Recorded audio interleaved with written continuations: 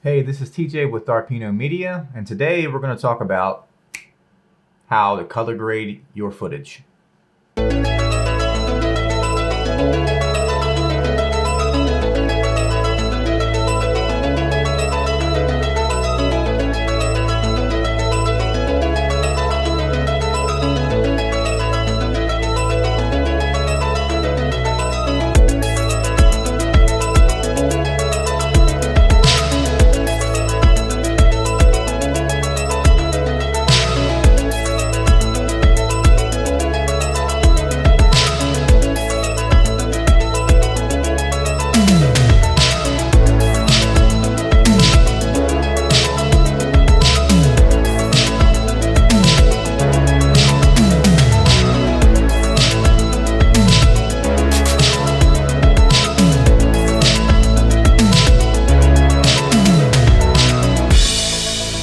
So there are a ton of different ways to color grade footage.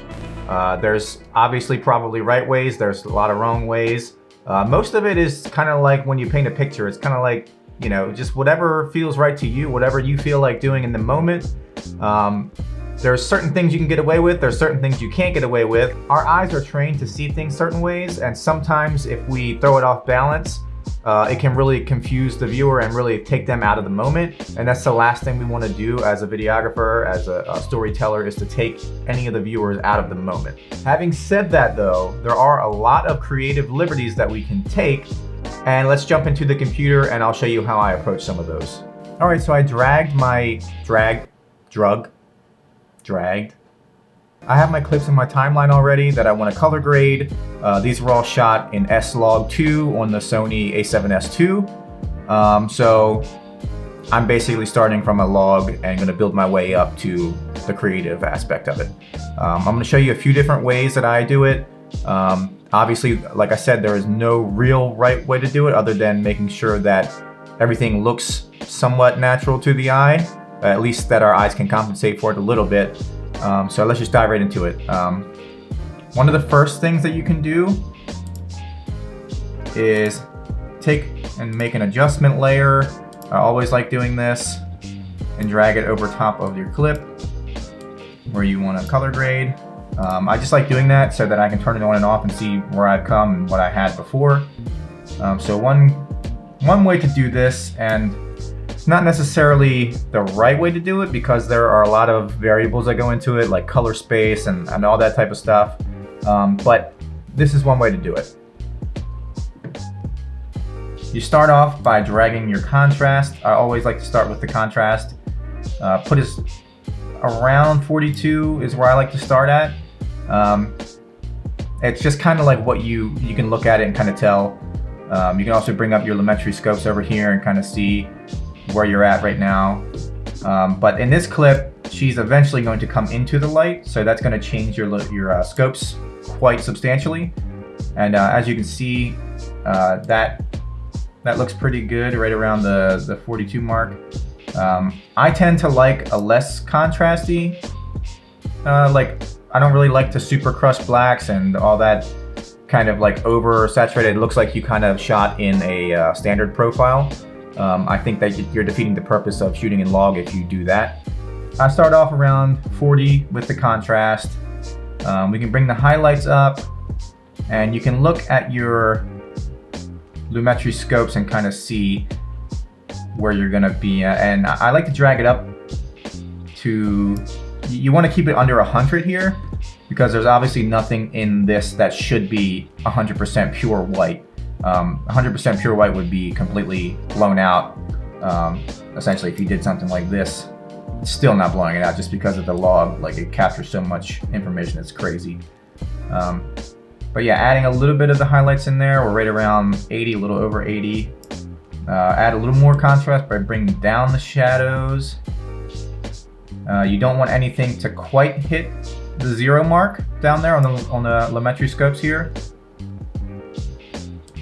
So bringing that down to about, say around 30, that looks good. You still see a pretty decent amount of information in these shadows, which is what you want to see.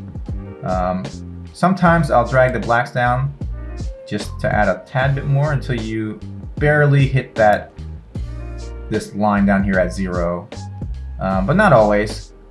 Yeah, in this case, I didn't really do any color correction, which I would typically do first because I kind of like this and I was set in the correct settings when I was shooting this. But if you had to, you could warm it up a little bit or bring it down and make it colder. In this case, let's go ahead and bump it up a little bit, make it a little bit warmer, give it that warm tone. And Sony's tend to be on the green side, and you can kind of see that. So if you go up a tiny bit on the magenta, you know what? I actually like it the way it is right there, set at 0. Maybe I'll give it like 3, something very, very small. When it comes to color grading, like the smallest moves make the biggest impact, because I see a lot of people that just go overly dramatic with all of their color grades, and you lose a lot of it, and muddies it up, and makes it look like you were shooting a standard profile, unless you shot in a standard profile, which nothing against that. Yeah, as far as like getting this back to like a regular usable kind of shot, this is good. I would probably keep it right there. As you can see, it played through it. She's obviously walking out of the shadows and then into the light, which is perfect. That's exactly what I wanted. And so that's what it looks like after we adjusted a few things. And that's what it looked like coming out of the camera. So as you can see, a very dramatic difference. And as you turn that on and off, you can see how the Lumetri scopes just kind of stretched it out. Like adding all that contrast, you're going to stretch out the scopes. So you can see that means that your colors are a little more contrasty. On to the next way we could do this is I'll drag another adjustment layer over to this clip. And this clip, she's walking into the door, and I'm looking around a bit.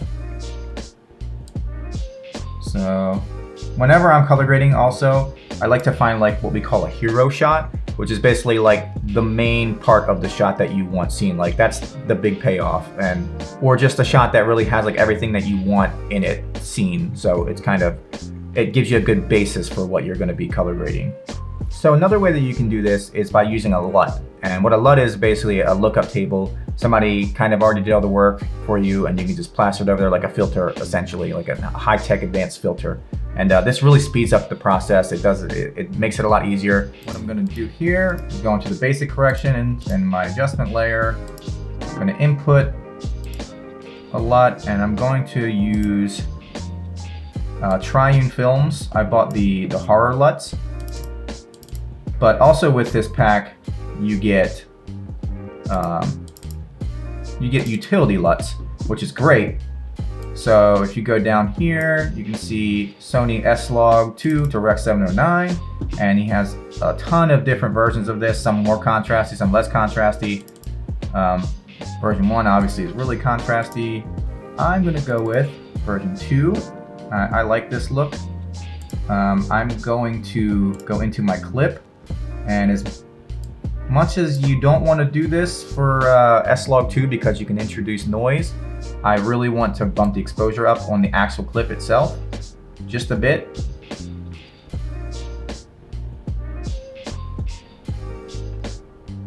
So right around 1, I like that. And I'm also going to bring down the white balance a bit, because you got this kind of yellowish light coming in. And I don't mind it too much, but it's a little bit overbearing. So something like that, I dig. I'm into that. That's another way to do it, is by using LUTs. And I'm gonna drag another one over here.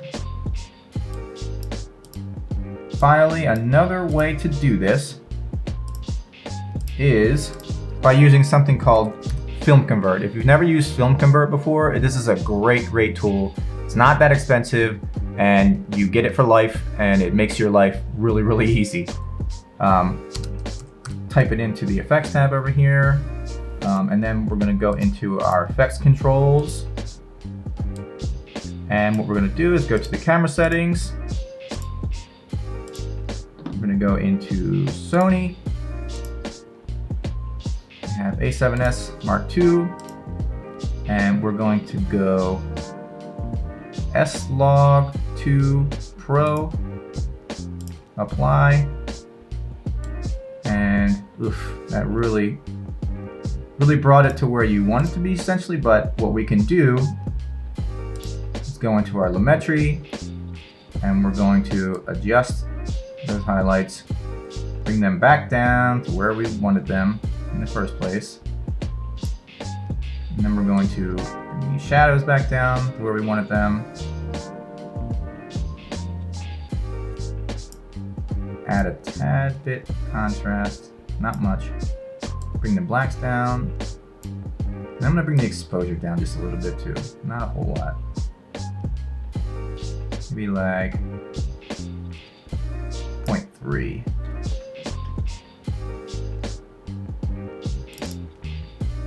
No, you know what? I'll just keep it like that. That's fine. I'm okay with that. Okay, so now that we've got that taken care of, we can go into the film settings, and you can choose from all of these different film stocks. Most of these first top 5 are like film, like movie type stuff. And then down here is kind of like, from what I told, is like photography and stuff like that. And then these are black and white in the middle. I don't know exactly where they stop, but yeah, you can go through these and kind of pick different looks. I really like the Fuji film looks. I really like, let's go with this one. And now I'm gonna draw back that color a little bit.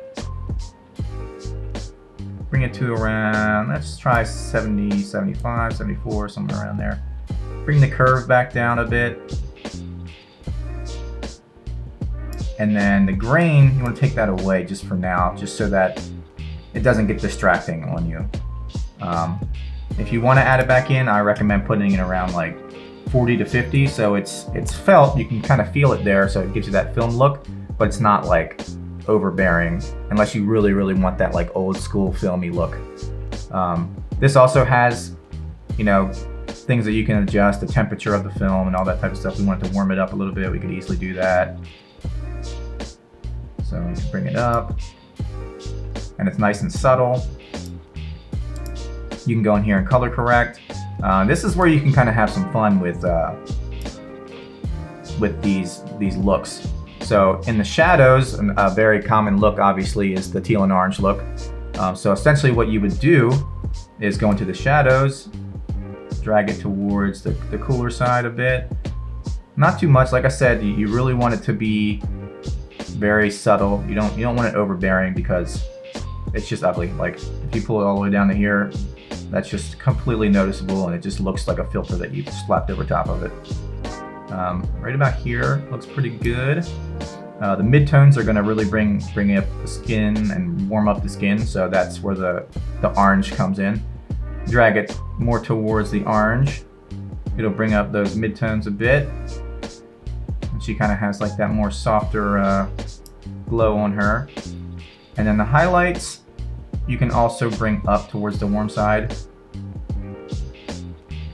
So it'll really emphasize that look. And if you wanted to, you could bring down the shadows some more right here. And then you could bump up these midtones if you wanted to. You could take the highlights down if you wanted to. But I kind of like that look as is right there. So yeah, this film convert obviously is great.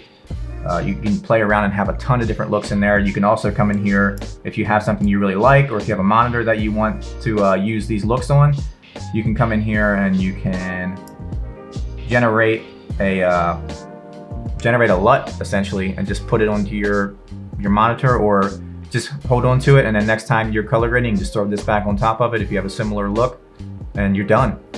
So there are a couple of different ways that you can color grade your footage. If you enjoyed this video, please give it a thumbs up. Please subscribe. I'm gonna be putting out a bunch more videos like this, kind of basic type stuff. I wanna create a library for everyone to kind of be able to binge and just learn everything as I'm learning things. I'm by no means sitting here saying that I am the best videographer in the world, or this is the right way to do it. I just want to put stuff out there, hopefully to help somebody. And if you guys have ways that you like color grading that maybe you can help me adjust certain things, I'd love to hear from you. Please comment down below. Other than that, I'll see you guys on the next one. Having said that though, there are a lot of creative liberties that we can take. So we'll just jump right into the computer and show you how I do it. So we'll just jump right into the... Having said that though, so let's just jump right into the computer and I'll show you how I go approach. Having said that though, there are a lot of creative liberties that we can take. So let's jump into the...